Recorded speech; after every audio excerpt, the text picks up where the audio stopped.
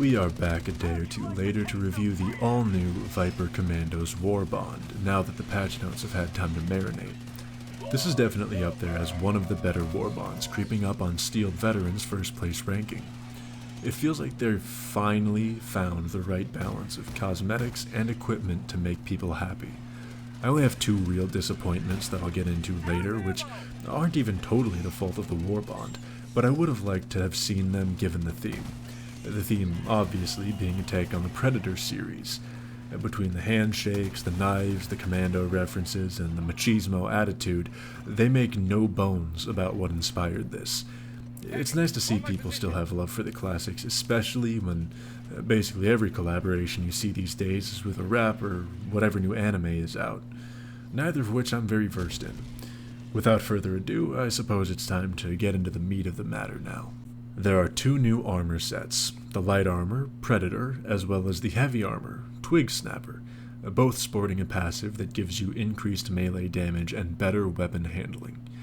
Out of all the Warbonds yet, possibly competing with Democratic Detonation, these are the best looking skins, and to be honest, I think they take the cake.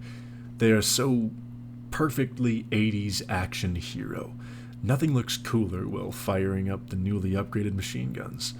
We also get the introduction of wraps for hell pods, shuttles, and exosuits. I see this as fine enough. I consider it another positive step towards better customization. Some people feel it distracts from the expendable asset feeling you get as a hell diver. To them I say, just don't equip the skins, and try to improve your life to a point where your fantasy isn't being a replaceable lapdog. There is also the introduction of the Viper Commando title to further distinguish yourself from your peers, although I'm pretty sure, much like the skins, everyone will be sporting them now. Last of the cosmetics are a flexing victory pose, gloating victory pose, and the Macho Man handshake. The only other thing to mention before we get into weapons would be the experimental infusion booster. When you pound a stim into the base of your skull, you will get improved movement speed and a damage reduction, but you're going to shake like an epileptic kid that had a staring contest with a flashbang. After playing one game with this, I wanted to claw my eyes out, because I went blind every time I used a stim. I think it's a good time to get into weapons now before I start ranting about this. The first weapon you're getting is a Liberator carbine. To put it bluntly, this is two submachine guns in a trench coat.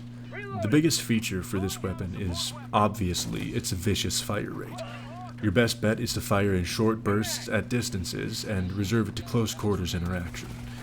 The recoil climbs like a spider monkey all jacked up on Mountain Dew, so be ready to control it. My other recommendation is that you keep this weapon around the bugs.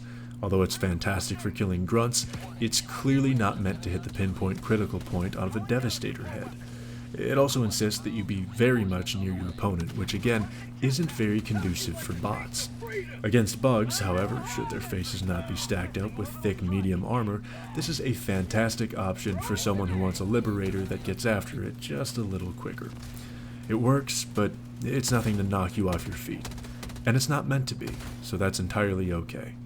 The next weapon does not necessarily agree with any of those ideas. The Bushwhacker is many things. Subtle ain't one of them. Brutal, efficient, aggressive, a little rudimentary, downright hateful. Yes, all of those apply in spades, but subtle, never. The sawed-off shotgun takes the phrases "smile for the camera" and "I despise you" with a burning passion and finds a happy little middle ground between them. It also has a particular knack for creating a not-so-happy middle ground where the face of your enemy used to be. To get more specific, the Bushwhacker is a triple-barreled, sawed-off shotgun with the ability to fire one or all three barrels at once. When each one of those barrels do 400 damage, contact with that damage is a very big deal for the enemy. This is going to be the crowd control favorite star of this show, and it's fiercely competing with the Senator for accolade of best sidearm in the game. Hell, it may be winning. It has 30 rounds and a progressive reloading system, so you're never wasting bullets unless you're accidentally firing them all at once. Should you be firing them all at once, it can reliably put down brood commanders and anything smaller, but watch out for things with medium armor on their face, because they'll reflect it right back into you. In short, the Bushwhacker has found its life's calling, and now all it wants to do is travel around with you and show a motherfucker what it means to chew 5 gum. Finally, the coup de grace. Knives were something I never mentioned, but had always hoped would be prevalent in this game, at least at some point or another. I thought I had almost gotten it with the crossbow, but I turned out to be sorely mistaken, as it touched my enemy and exploded, removing any semblance of stealth that I had going for me. But finally, the time for hoping is over, and the time for doing is now. The knives are my favorite addition in this Warbond, but temper your expectations.